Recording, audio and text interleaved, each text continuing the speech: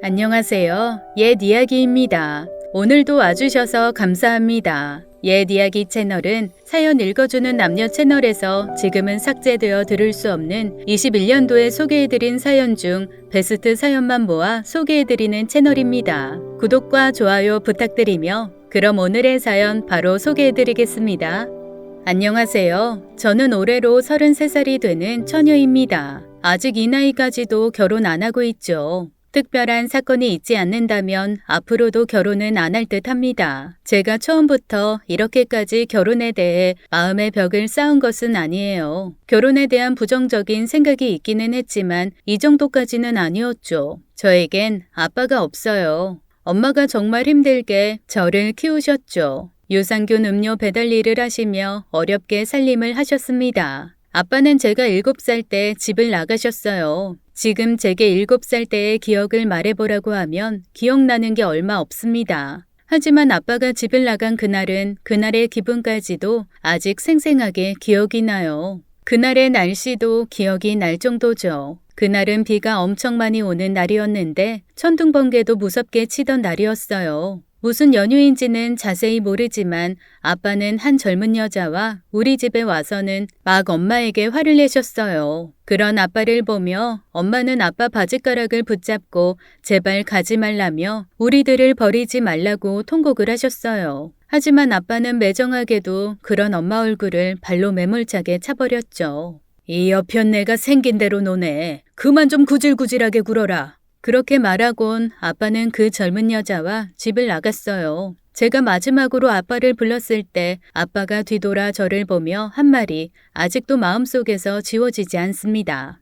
이제 네 아빠 아니다. 그렇게 말하고는 아빠는 바로 뒤돌아 대문을 나갔어요. 저는 옆에 있는 그 젊은 여자를 쳐다봤는데 입술에 새빨간 립스틱을 바른 여자였는데 울고 있는 저를 무표정하게 쳐다보며 껌을 씹고 있었습니다. 그리고 그 여자도 바로 아빠를 따라 나갔죠. 그 여자가 아빠의 불륜녀인 것을 저는 중학생이 되어서 알았어요. 아빠라는 사람은 그날 이후 한 번도 본 적이 없었죠. 그런 사람이라면 기억에서 제발 사라져주면 좋겠는데 그날의 기억은 절대로 사라지지 않더라고요. 하여간 그렇게 저는 엄마가 혼자서 고생고생을 하며 키워가셨어요. 아빠가 떠나버리고 집도 이사를 했는데 곰팡이가 가득한 반지하 단칸방이었죠. 정말 말도 못하게 힘든 시기였어요. 얼마나 힘들었냐면 쌀 살 돈도 없어서 엄마는 시장에서 한 대씩 쌀을 사와서는 그것도 아낀다며 엄마랑 저 둘이서 조금씩 나눠 먹었어요. 그때 제가 7살이었는데 7살짜리가 먹는다면 얼마나 먹겠어요. 그런데 엄마는 그것조차 아끼기 위해 언제나 저보다도 밥을 적게 드셨죠. 반찬이라곤 김과 간장이 전부였어요. 매일 간장에 밥을 비벼 먹으니 저도 다른 맛있는 것들이 너무 먹고 싶었죠. 반지하 방에는 도로 쪽으로 작은 창이 있었는데 그 창 너머에는 작은 트럭에서 떡볶이를 파는 아주머니가 있었어요. 저녁 시간이 되면 바람을 타고 은은하게 오뎅 냄새와 떡볶이 냄새가 집으로 흘러들어왔죠. 어린아이가 그게 얼마나 먹고 싶었겠어요. 그런데 집안 사정 뻔히 알고 있으니 사달라고도 말 못했죠. 그냥 매일 그 떡볶이 트럭 앞에서 냄새만 맡으며 쭈그려 앉아 있었어요. 그렇게 며칠 있다 보니 떡볶이를 파시던 아주머니가 제게 떡볶이와 오뎅을 한가득 봉지에 담아주셨어요. 제가 돈이 없다고 말씀드리자 아주머님 팔다 남은 거니 걱정 말고 가지고 가서 먹으라고 했죠. 그래서 신나게 그 떡볶이와 오뎅을 받아들고는 집에 와서 먹었어요. 일 나간 엄마 것도 남겨둔다고 냄비를 꺼내다가 가득 덜어두었죠. 지금 생각해보면 한낮에 팔다 남은 떡볶이가 있을 리가 없잖아요. 아마 제가 불쌍해 보여서 그냥 주셨던 것 같아요. 그렇게 한참 떡볶이를 퍼먹고 있는데 엄마가 낮에 일을 마치고 집으로 오셨어요. 그리고 제가 떡볶이를 먹는 걸 보고는 물어보셨죠.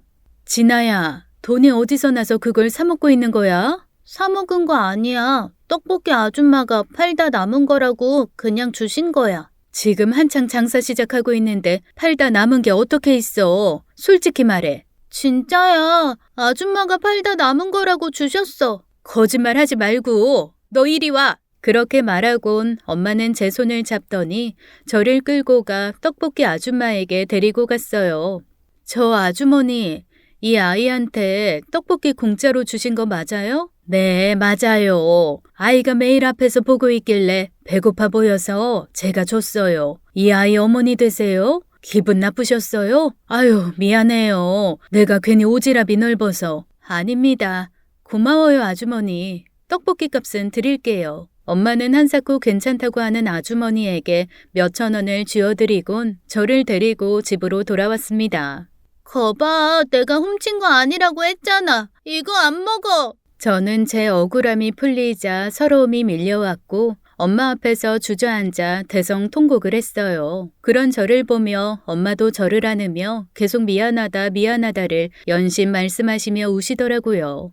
지금 생각해보면 엄마가 얼마나 힘들었겠어요. 하루아침에 젊은 여자한테 아빠도 뺏기고 집에서도 쫓겨나고 곰팡이 가득한 지하 단칸방으로 와서 하루 한 끼씩 간신히 밥을 먹고 있으면서 자식한테 떡볶이 하나 마음 놓고 못 사주고 있으니 얼마나 억장이 무너지셨겠어요. 하지만 그런 엄마의 마음까지 보듬어 주기에는 그때 저는 너무 어린 7살이었습니다. 그렇게 힘겨운 시간들이 흘러갔어요. 정말 여러 번 이사를 다녔지만 매번 반지하방 아니면 옥탑방이었습니다. 반지하방은 여름에는 덥지 않았지만 너무 습해서 곰팡이와의 전쟁이었어요. 하지만 겨울에는 따뜻했죠.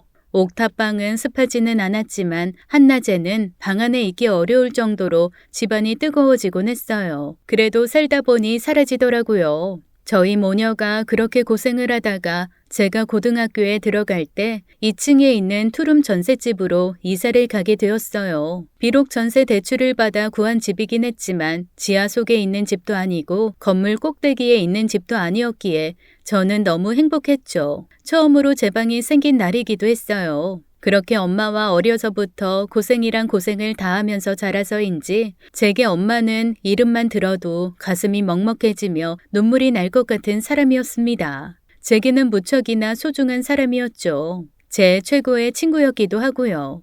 그래서 저희 모녀는 다른 모녀들보다는 좀 더 각별하게 가까웠던 것 같아요. 영화를 보러 극장을 가도 친구보다는 엄마를 먼저 찾았죠. 사실 저희 엄마가 좀 어려요. 저와는 19살 뿐이 차이가 안 나거든요. 아빠한테 버림받고 저를 데리고 나왔을 때가 고작 26살이었어요.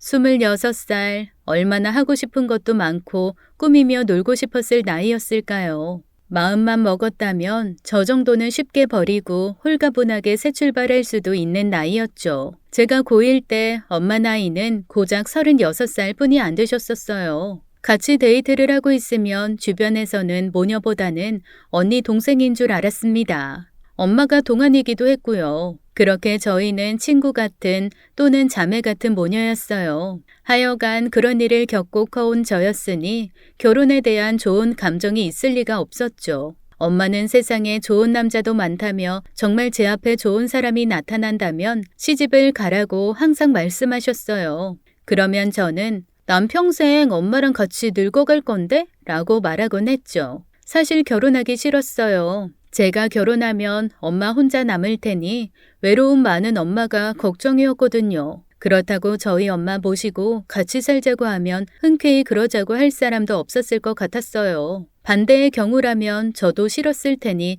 굳이 그런 일을 강요하며 결혼하고 싶지는 않았습니다. 지금 이대로 두 모녀 행복하니 이렇게 사는 것도 나쁘지 않겠다 생각했어요. 하지만 그러던 어느 날 그런 제 앞에 한 남자가 나타났어요. 그 남자를 보고 처음으로 이 남자라면 가정을 꾸려도 괜찮겠다고 생각을 했습니다. 그 남자를 만난 건 지금으로부터 3년 전 일이었어요. 3년 전 저는 지금은 전 남자친구가 된 한 남자를 만나 연애를 시작했습니다. 그 남자를 만난 곳은 친구와 함께 나간 은점토공예 공방이었습니다. 참고로 은점토공예는 점토로 된 은을 손으로 빚어서 원하는 액세서리 등을 만들어 오븐에 구우면 은으로 된 귀금속이 되는 공예예요. 아기자기하고 작은 액세서리를 평소 좋아했던 저는 우연하게 은점토공예 공방을 알게 되었고 그런 곳에 혼자 나가기 뻘쭘했던 저는 친구에게 부탁해 같이 나가게 되었죠.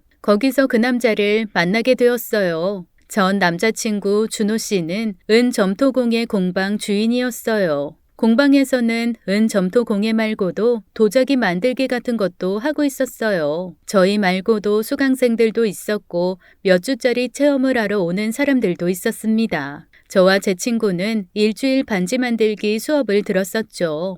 준호 씨는 좀 특이한 사람이었어요. 분명 잘생긴 얼굴은 아니었는데 이상한 매력이 있는 사람이었습니다. 그래서 공방에는 준호 씨 보러 오는 주변 여자 회원이 많았어요. 물론 그런 류의 공방 자체가 여자들에게 인기 많은 공방이기도 했지만요. 하여간 그때는 그냥 그렇게 사람을 편하게 해주는 사람인가 보다 했습니다. 저는 별 관심은 없었죠. 그저 친구와 어서 예쁜 은반지 하나를 만들어 볼 생각뿐이 안 했어요. 그런데 쉽게 생각했던 은반지 만들기가 생각보다 어렵더라고요. 일주일 체험으로 은반지 만들기를 했는데 일주일 후 제가 만든 은반지 결과물을 보니 너무 별로였어요. 은반지는커녕 마치 공사장에서 주운 너트 같았죠. 그렇게 실망해 하는데 준호 씨가 제게 자기가 만든 은반지를 주었어요. 제가 일주일간 은 점토 공예 체험을 하는 동안 저를 생각하며 만들었다고 했습니다. 반지를 받아보는데 풀잎과 꽃 모양이 섬세하게 만들어진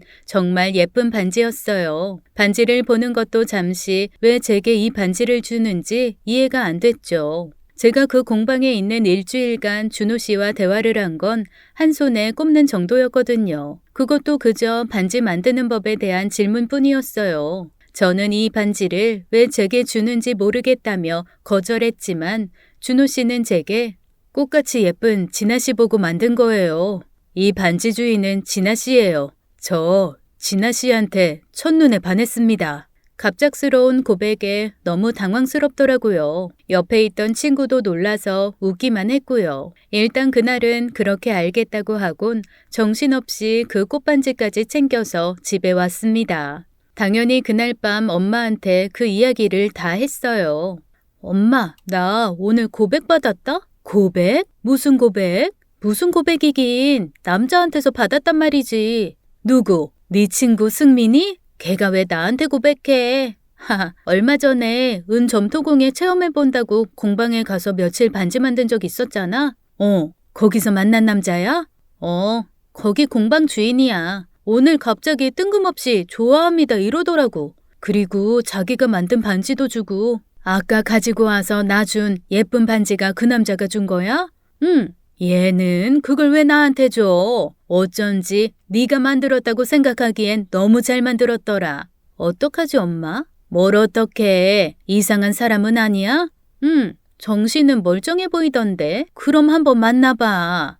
진짜? 그래, 만나본다고 손해볼 거 있어? 남자 많이 만나보고 좋은 사람 골라서 시집 가야지. 대신 집에 9시까지는 꼭 들어와. 요즘 9시면 초저녁이야. 그렇게 일찍 들어오는 사람이 어디 있냐? 그렇게 저는 그 남자 이야기를 엄마에게 했고 엄마의 조언을 듣고는 더 깊은 고민을 해보게 되었습니다. 고민을 하는 동안에도 준호 씨에게 하루에 한 번씩 연락이 왔어요. 서로를 알아가는 시간이 필요할 테니 한번 만나보고 아니다 싶으면 헤어짐을 통보해도 된다고 했죠. 그렇게 준호 씨와 엄마의 설득에 저는 준호 씨를 일단 가볍게 만나보자 결심을 했습니다. 그렇게 저희는 연애를 시작했고 연애 기간 동안 준호 씨는 제게 정말 많이 잘해줬어요. 워낙 남자에게 경계심이 큰 저였지만 그의 수뇌보 같은 모습에 경계심도 모두 허물어졌죠. 준호 씨는 제가 전에 수강을 했던 작은 공방을 운영하고 있는 사람이었어요. 실제 하는 일은 도자기 작품을 만들어 파는 일을 하고 있었고 그것으로는 수입이 크지 않아 공방 수강생을 모집해서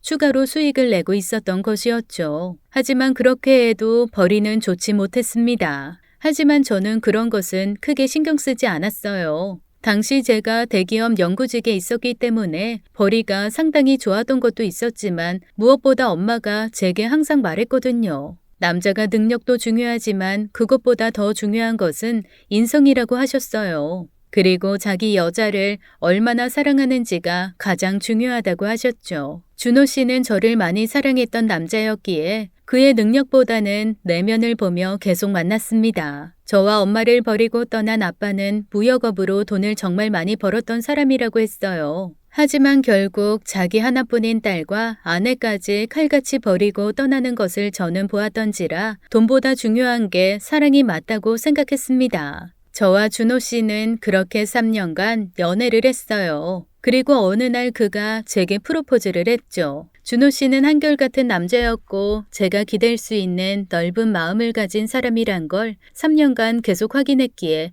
저는 고민과 고민 끝에 결국 그와 결혼을 결심하게 되었습니다. 준호 씨의 부모님께서는 동네에서 큰 횟집을 운영하고 있으셨어요. 연애를 하는 동안 몇 번 뵌 적이 있었는데 준호 씨 어머니 인상은 정말 강인한 여성의 느낌이었습니다. 가게 계산대에서 진하게 화장을 하고 앉아 있으면서 손님들 한 분 한 분에게 웃으며 친근하게 말도 걸고 바쁜 가게에서 전혀 흐트러짐 없이 직원들을 지휘하는 모습이 멋져 보이기까지 했죠. 실제로도 이남 삼녀의 많은 자식들을 키우며 시장에서 생선을 파시면서 돈을 벌어 큰 횟집을 운영하기까지 준호 씨 아버지보다는 어머니가 나서서 다 이룩한 업적이라고 하니 존경심까지 들었습니다. 이 사건 이전에는요. 하여간 그렇게 저희는 양가 결혼 허락까지 무사히 받고 상견례를 하게 되었습니다. 준호 씨와 저는 상견례 장소를 준비하며 제가 준호 씨에게 말했어요. 사실 저희 엄마는 갑각류 알레르기가 있으셔서 조개, 새우, 게는 일절 못 드셔요. 알레르기가 꽤나 심한 편이셔서 직접 드시지 않아도 새우 같은 걸 만진 손으로 만든 음식을 드셔도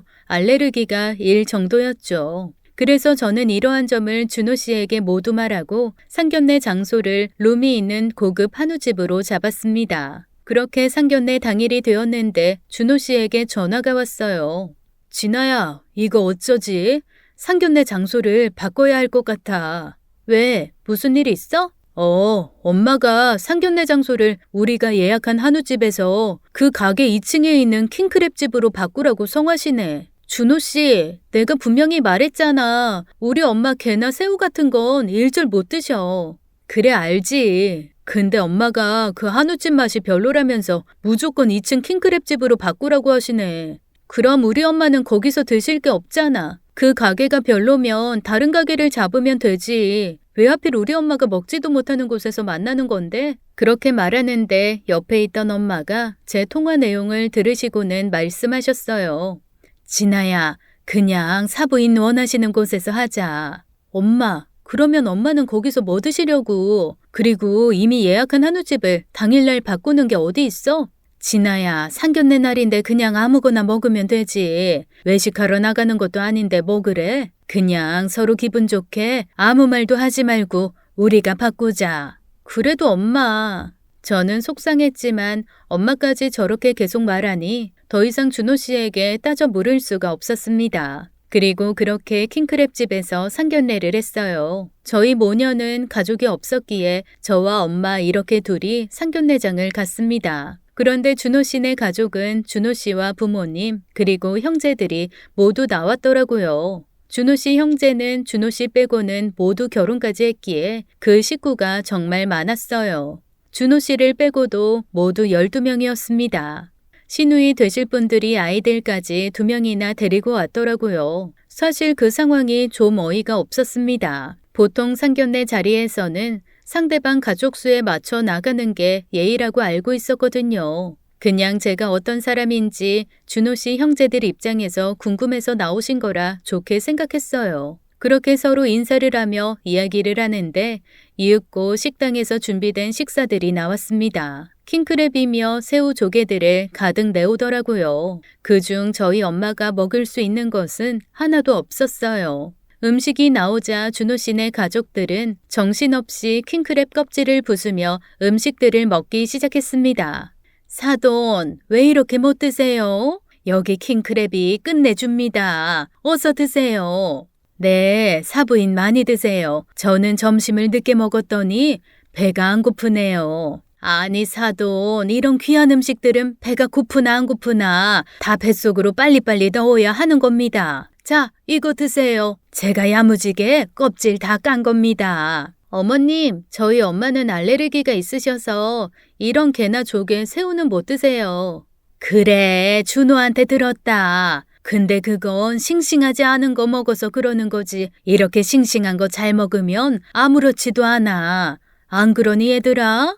그래요. 새언니 한번 드셔보시라고 해요. 저 아는 친구도 조개 알러지 있는데 여기서 먹어보고는 싱싱해서 그런지 그런 거 전혀 없대요. 네, 그런데 저희 엄마는 정말 알레르기가 심하세요. 잘못 드시면 기도가 부어서 숨도 못 쉬고 정말 위험하세요. 아이고 참, 저 믿고 한번 드셔보시라니까 안 그러네 정말.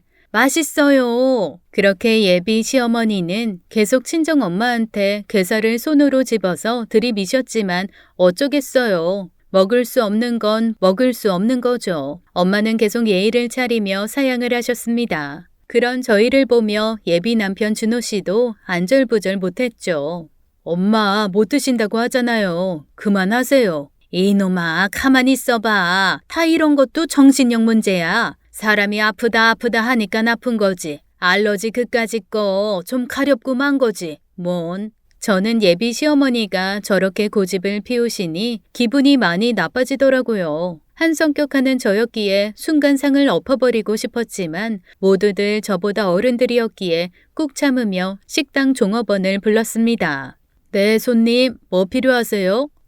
여기 저희가 먹는 거 말고 다른 음식은 뭐 있어요? 네, 전복도 있고 새우찜, 새우튀김 이런 거 있습니다. 갑각류들 말고는 없어요? 네, 저희는 다른 건 없습니다, 손님. 아, 어린이 돈가스는 있는데. 지나야 됐어. 저 공깃밥이나 하나 주세요. 네, 알겠습니다, 손님. 그렇게 그날 엄마는 공깃밥과 김치에 대충 식사를 하시고는 상견례장을 나왔습니다. 식사비는 또 어찌나 많이 나왔던지 160만 원쯤 나왔더라고요. 원래는 제가 모두 계산을 하려고 마음을 먹고 나온 자리였지만 엄마를 보니 마음이 너무 속상해서 계산대에 서 있는 준호 씨를 그냥 쓱 지나쳐 나와버렸어요. 그렇게 그날 이후 기분이 무척이나 안 좋았습니다. 하루에도 12번씩 그 자리에서 박차고 못 나온 제 용기 없음을 스스로 꾸짖었죠. 남자친구에게 따져 물으며 화를 내려다가도 제게 면목이 없던지 기가 푹 죽어 무척이나 저자세로 저를 대하는 준호 씨를 보면 또 마음이 약해져 화도 못 내겠더라고요. 엄마는 제게 예비 시모가 시장에서 일하셨던 분이라 성격이 좀 강하신 것뿐이고 자신을 생각하는 의도 자체는 나쁘지 않았고 좋은 의도였으니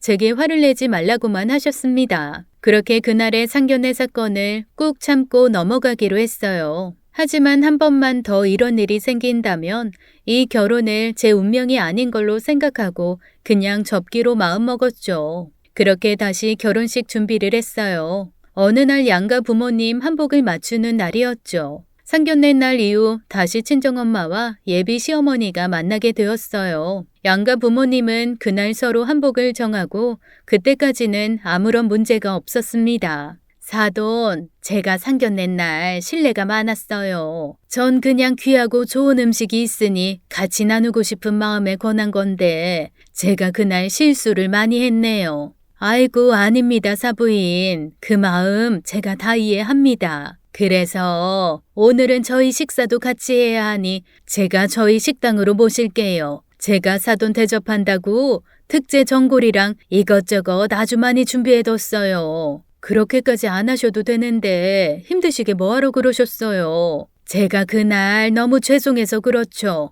어서 가시죠. 저희 가게 여기서 금방입니다. 네, 이미 준비를 다 하셨으니 감사한 마음으로 들게요. 저는 예비 시어머니의 저런 모습을 보니 엄마가 말한 게 맞다는 생각이 들었습니다. 비록 표현은 서툴지만 속은 따뜻한 분이라고 생각했죠. 엄마는 늘 저에게 말했거든요. 예법을 보지 말고 그 사람의 마음을 보라고요. 저도 기쁜 마음으로 준호 씨와 함께 시어머니 횟집으로 이동을 했습니다. 예비 시어머니 횟집에 가니 가게 안 작은 룸에 이미 식사 자리를 직원들이 모두 준비를 해두었더라고요. 저희는 거기 앉았고 예비 시어머니께서는 미리 준비해 주신 전골 요리와 닭 요리가 나왔습니다. 그렇게 상견례 날과는 다른 분위기로 식사를 잘했죠. 식사를 마치고 혼수와 예단 이야기를 한참 하고 있었는데 엄마 안색이 무척이나 안 좋았어요. 어디 안 좋으시냐고 물었지만 엄마는 괜찮다고만 했죠. 그러다가 갑자기 엄마가 얼굴이 파래지며 헉헉거리시더니 쓰러지셨어요. 숨을 못 쉬겠다고 그러시는데 정말 저도 너무 놀라서 전화기를 들고 119를 불렀습니다. 갑자기 사람이 너무 놀라니 119 번호를 누르는데도 무척이나 힘들더라고요. 그렇게 엄마를 일으켜 어떻게 해서든 숨을 쉬게 하며 안간힘을 쓰다 보니 구급차가 왔습니다. 엄마는 그 길로 병원으로 이송되었고 간신히 사실 수 있었어요. 저도 구급차를 함께 타고 병원으로 갔는데 저는 병원에서 놀라운 이야기를 들었습니다. 담당 의사는 엄마가 갑자기 이렇게 된 건 알레르기에 의한 아나필락시스 때문이라고 했어요.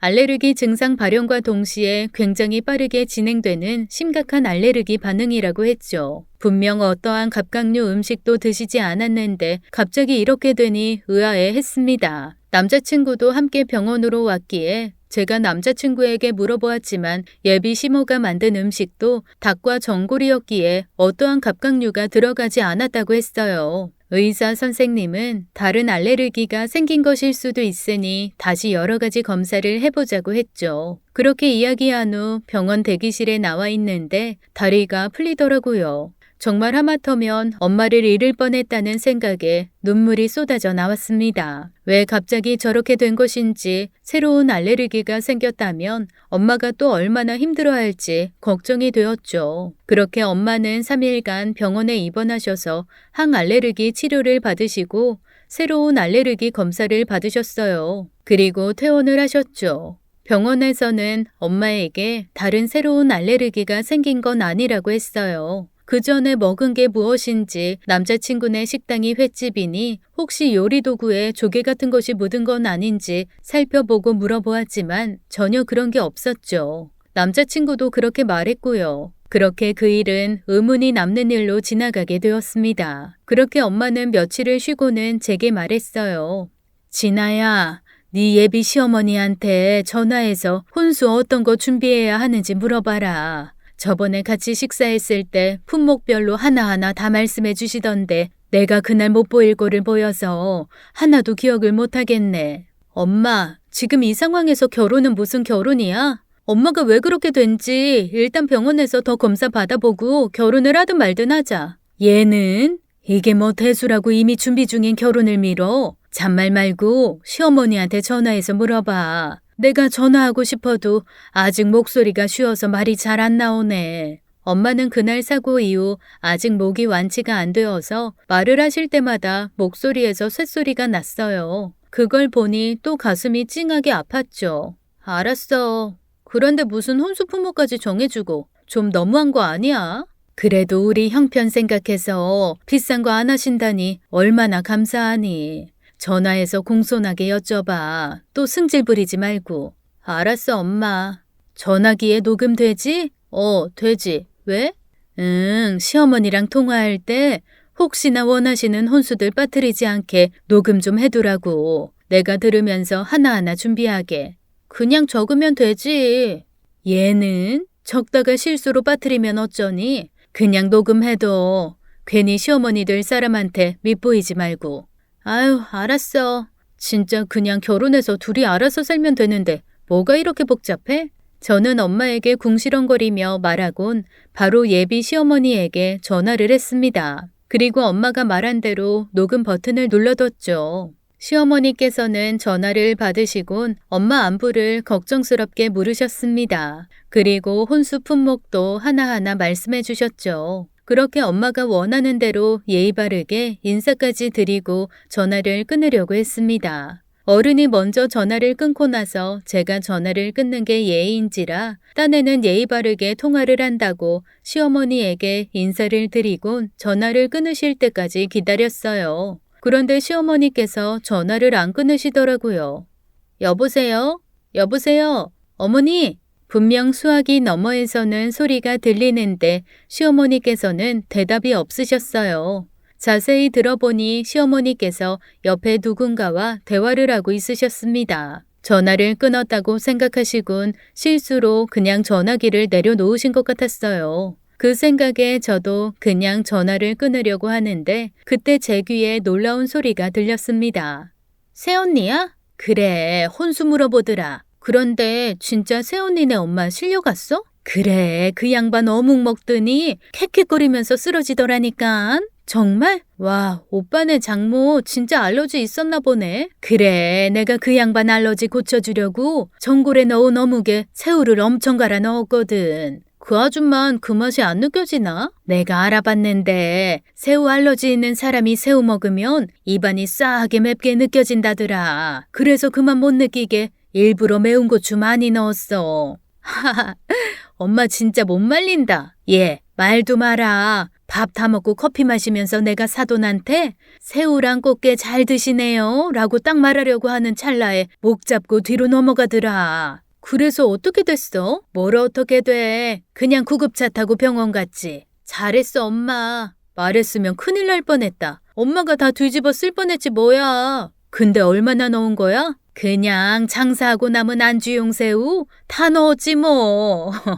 저는 저 대화까지를 듣는데 너무나도 화가 나서 손이 떨려왔어요. 이는 너무 꽉 물었는지 입술이 터져서 피가 나왔는데 저는 느끼지도 못했죠. 하지만 잠시 후 전화기에서 들려오는 목소리에 그만 가슴이 철렁 내려앉았습니다.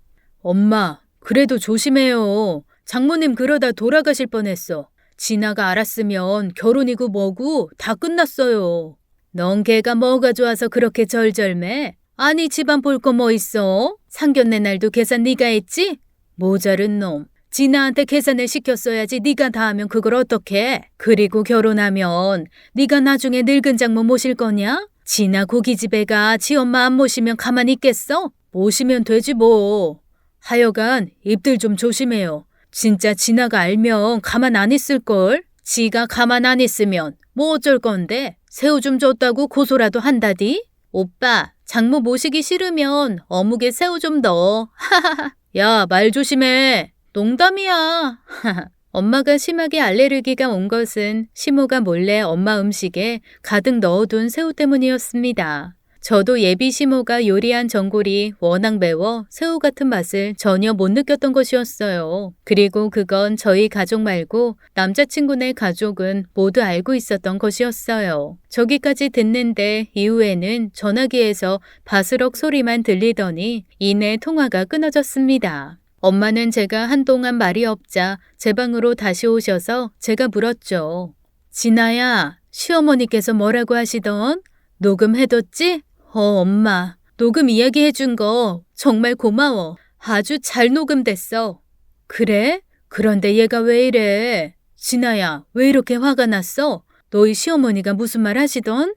엄마, 나 이 결혼 파혼할래. 그리고 저 인간들 전부 다 깜빵에 쳐넣을 거야. 그게 무슨 말이야? 저는 엄마에게 예비 시가의 금수 같은 만행을 모두 말하고는 집을 나와 곧장 남자친구네 횟집으로 차를 몰고 갔습니다. 횟집에 도착하니 예비 시모는 가게에 없었고 남자친구가 대신 가게를 지키고 있었어요.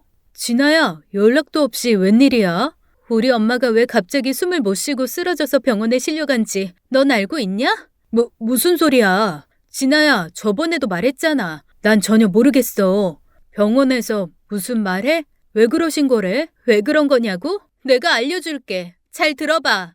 저는 그렇게 말하곤 제 핸드폰에 녹음된 시어머니와 신우 그리고 남자친구와의 대화 내용을 최대한 소리를 키워 가게에서 틀었습니다. 그 전화 녹음 소리를 가게 직원들과 손님들이 모두 들었죠. 이곳 저곳에서 사람들이 웅성거렸어요. 진아야, 난 진짜 그때 몰랐어. 알았으면 못 드시게 했겠지. 너도 똑같은 인간이야. 법정에서 보자. 나 너희들 싸그리 고소할 거야. 어디 콩밥이나 먹어봐라. 그렇게 말하고는 가게를 나와버렸습니다. 제가 가게 앞에서 남자친구와 싸우자 식당 손님들 몇 명도 따라 나와서는 남자친구를 손가락질하며 한 소리씩 했죠. 이 사람 위험한 사람이네. 알레르기가 얼마나 무서운 건데 그걸 숨기고 몰래 먹여? 이 사람 큰일 낼 사람이네. 어우, 기분 나빠서 이제 여기도 못 오겠다. 여보, 그냥 가요. 남자친구는 그런 손님들에게 가서 연신 죄송하다고 고개를 숙이면서 오해라며 변명들을 늘어놓기 시작했어요. 저는 그런 남자친구를 뒤로하고 곧장 고소장을 접수하러 경찰서로 가려고 했습니다. 그런데 남자친구가 다시 제게 달려와 저를 계속 붙잡았죠. 놔! 진아야, 제발 부탁이야. 우리 엄마도 정말 좋은 의도로 그런 거야. 네가 잘못 알고 있는 거라고. 잘못 알아? 잘못한 건 너란 인간이 좋은 사람이라고 생각했던 게 잘못한 거고 지금 너희 엄마가 한 짓은 살인 미수라고 부르는 거야. 알겠냐? 이 돌머리야. 진아야, 제발 부탁해. 내가 이렇게 빌게. 우리 엄마 진짜 경찰서 가면 안 돼. 죄 지으면 가는 거지 안 될 이유가 뭐 있어? 왜? 콩밥이 입맛에 안 맞으시대? 그게 아니라 진짜 이유가 있어.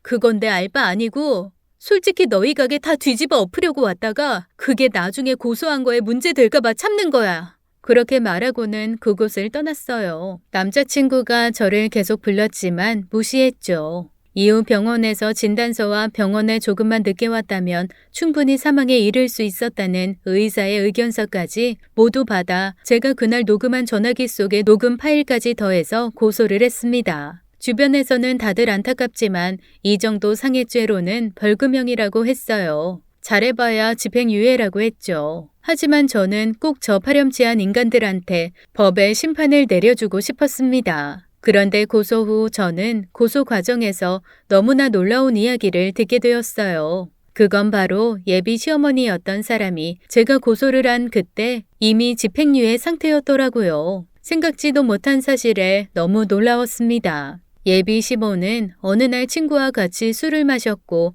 술을 마시다가 서로 어떤 문제로 감정이 격해져 예비 시모가 그만 그 친구의 머리를 소주병으로 내리쳤던 것이라고 했습니다. 그 일로 그 친구는 뇌진탕에 머리가 심하게 찢어졌고 예비 시모는 특수상해죄로 처벌을 받은 것이었죠. 예전에도 비슷한 폭력 행위를 한 적이 있었기에 그 사건으로 징역 1년에 집행유예 2년을 선고받은 것이었어요. 그리고 현재는 집행유예 상태였던 것이었죠. 하지만 이번 저희 엄마에게 고의적으로 알레르기 요인을 먹여 심각한 상태에 이르게 했기에 다시 고소가 진행된다면 이번에는 징역을 살 가능성이 매우 높다고 했습니다. 남자친구가 제게 그렇게 매달리며 경찰에 신고를 하지 말아달라고 했던 것은 저 이유였어요. 당연히 한동안 남자친구가 저를 찾아와 합의를 해달라고 매달렸어요. 진아야, 제발 부탁이야. 선처 좀 해줘. 우리 엄마 이번에 합의 못하면 진짜 깜빵 간대. 제발 합의해주라. 내가 합의금으로 3천만 원 준비했어. 이거 우리 결혼할 때 쓰려고 모아둔 건데 이거 다 너 줄게. 절대 합의 못해줘. 우리 엄마 그 일로 돌아가실 뻔했어. 난 하늘이 두 쪽 나도 합의는 절대 안 해주니 그리 알아. 그리고 3천만 원? 그 돈 그냥 준호 씨 미래를 위해 아껴두고 이제 그만 엄마는 깜빵으로 보내줘. 그 사람 오늘 아니어도 또 언젠가는 저렇게 계속 사고칠 사람이니까 밑 빠진 독에 물 그만 부으라고. 남자친구는 제게 집요하게 합의를 요구했지만 제가 그런 걸 해줄 리가 없었죠. 저는 오히려 엄벌에 처해달라는 탄원서를 법원에 보냈습니다. 결국 몇 개월이 흘러 판결이 나왔고 예비 시어머니는 실형을 선고받았어요. 집행유예 기간이었기에 이전의 죄까지 더해져 1년 6개월의 징역을 살게 되었죠. 법원에서 판사님은 피해자 가족과 합의 여부를 물었는데 예비 시모는 그 자리에서 그까지 새우를 좀 먹인 게 무슨 큰 잘못이냐고 오히려 고래고래 소리를 질렀습니다. 비록 제가 원하는 살인미수가 아닌 상해로 판결을 받아서 아쉬움이 남았지만 그래도 응당 자신의 행동에 대한 대가를 치렀다 생각하니 법원에서 나오는 발걸음이 한결 가벼워졌습니다. 법원은커녕 그동안 경찰서 한번 가본 적이 없었는데 이런 일을 겪고 나니 세상 참 이상한 사람들 많다는 생각이 들더라고요. 그날 이후 저는 어디를 가던 꼭 에피네프린 휴대주사를 2개씩 들고 다녔어요. 담당 의사 선생님이 추천해 주셨죠. 그날처럼 엄마가 긴급하게 심각한 알레르기 반응이 나왔을 때 바로 맞을 수 있는 휴대용 주사더라고요. 심한 알레르기 환자들에게는 아주 작은 부주의로도 생명의 위협을 받을 만큼 큰 문제가 생기기도 합니다. 자신이 볼 때 별것 아니라고 생각해서 이런 것으로 우습게 장난을 치는 행동은 절대 위험한 행동이라는 것 알아주셨으면 좋겠어요. 여하튼 그날 이후 남자친구와는 파혼을 하고 헤어졌죠. 예비 시모가 운영하던 횟집은 판결 이후 어느 날 길을 지나다 우연히 보게 되었는데 가게도 다 비워져 있고 임대문이라는 작은 종이만 붙어 있더라고요. 망한 건지 안 좋은 소문 때문에 다른 지역으로 이전을 한 건지는 모르겠지만 그래도 속은 시원했습니다. 현재 저는 예전처럼 엄마와 함께 살며 아직도 자매처럼 친구처럼 잘 지내고 있어요. 엄마는 저를 빨리 좋은 남자에게 시집 보내고 싶어 하셔서 안달이시지만 아직은 제가 크게 결혼 생각이 없네요. 뭐 살다 보면 제 짝이 나타날 수도 있겠죠. 지금까지 제 황당했던 파혼 이야기였습니다. 긴 글 들어주셔서 감사드려요. 지금까지 옛 이야기였습니다. 끝까지 함께 해주신 여러분 감사드리며 저희는 다음 사연으로 돌아올게요. 감사합니다.